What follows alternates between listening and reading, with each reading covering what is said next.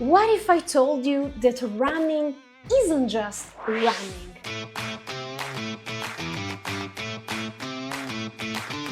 Hey fellow runners, welcome to the Running Bible Intermediate Edition, a series for all the confident runners who've mastered the basics and are now hungry for more. Today we're talking about something super important. We're gonna break down the major types of run training you need to know to train effectively. So at the end of this video, you're gonna know all about the main types of run training, how to use them effectively to level up your running. So stay with me.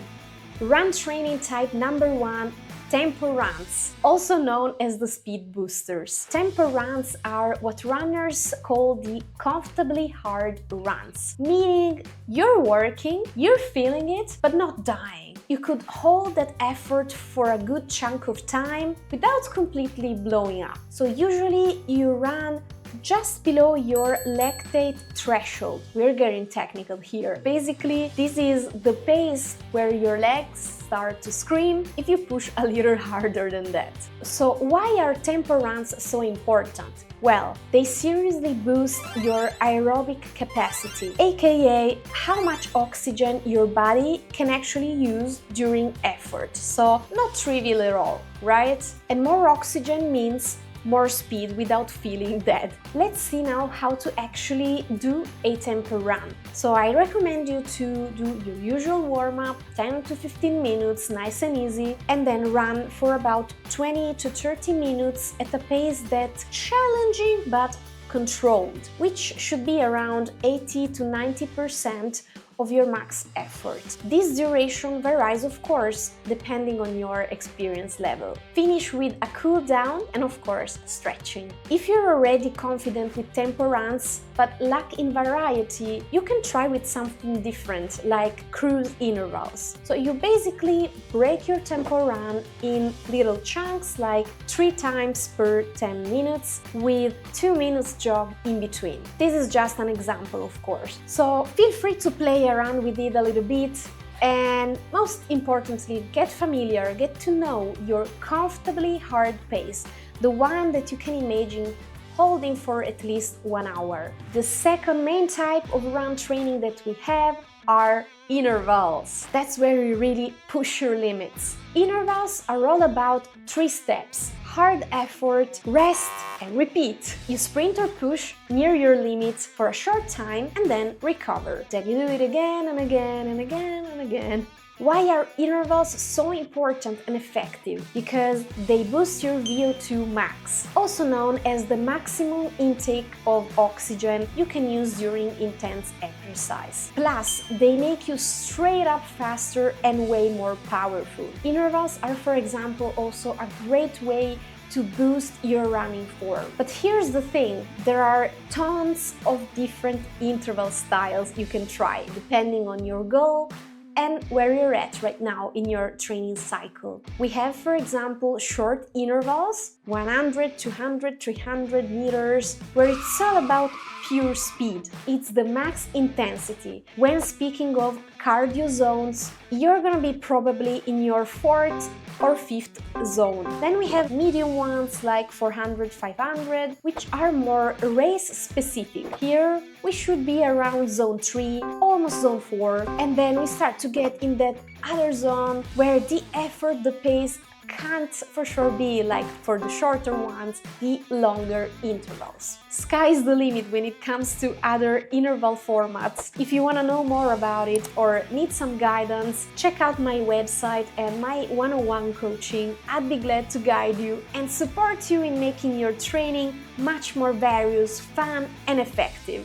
Run training format number 3, the basic of it all, long runs, where you build endurance. Long runs are indeed the foundation of pretty much all distance running. And seriously, without them, you're missing on a huge piece of the puzzle. Why do long runs matter so much? First of all, they build your muscular endurance. Then they train your body to burn energy more efficiently, and then they develop mental toughness, which is very, very important if you're aiming to run something longer than usual. Running long teaches you to stay focused and positive when you get tired, and this skill is invaluable for us runners. So let's see how to rock your long runs. First of all, warm up a little bit and then run at a super chill pace where you can easily hold a combo. If you're not sure if you're running easy, I always suggest to do the nose breathing. Try to breathe through your nose only for at least 1 minute to 2 minutes. If you're feeling still comfortable and not fatigued,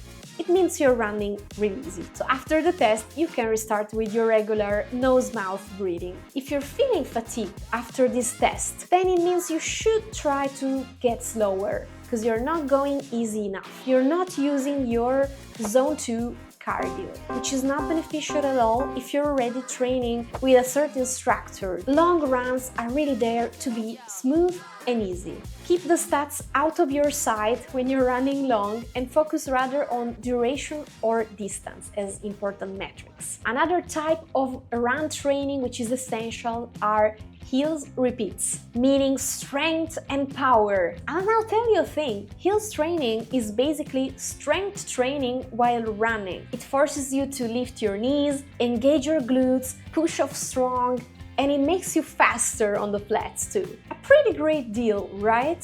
Let's now see how to attack them. So first of all, find a hill, which is ideally steep. If you're getting familiar with heels repeats, then pick a moderate hill with an incline around 4 to 6%.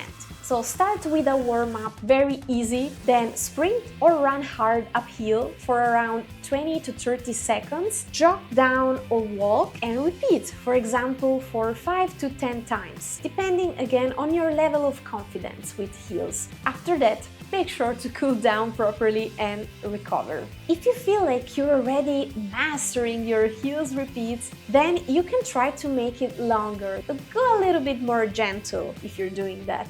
Now let's come to the fifth and last main type of run training, fartlek, the fun speed play. So maybe you're already laughing because fartlek is a very funny name and it comes from Swedish and it literally means speed play indeed, and it's really the best way to describe it. So what is fartlek? It's basically running with bursts of speed thrown in, but without strict rules like we have, for example, in intervals. It's a very spontaneous, fun and intuitive way of getting to know your body and yourself as a runner and getting spicy with different kind of speeds. So let's see why fartleks are a great run training. First of all, they teach you pacing skills, so to speed up and slow down smoothly. Then they boost your mental engagement because you're always switching things up. And third, because they're great to decompress a little bit mentally and switch off from the data, the pressure. Let's now see how to run a fartlek. So first of all, warm up, then start mixing in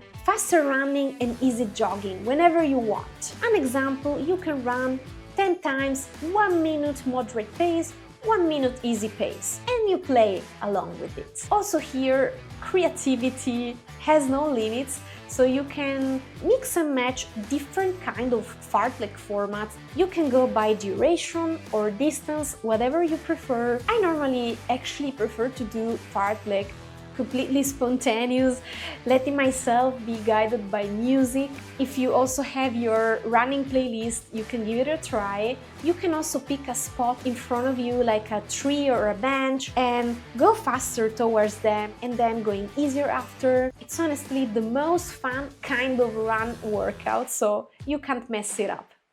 So yeah, there are way more training types out there like strides, progression runs, easy recovery runs, and we could go on forever. or almost. So the secret, variety, because each training type hits a different system. So I hope that this video will help you leveling up a little bit or refreshing your run knowledge. Let's go out there and smash our training, fellow runners. I'll be seeing you in the next video, and feel your run!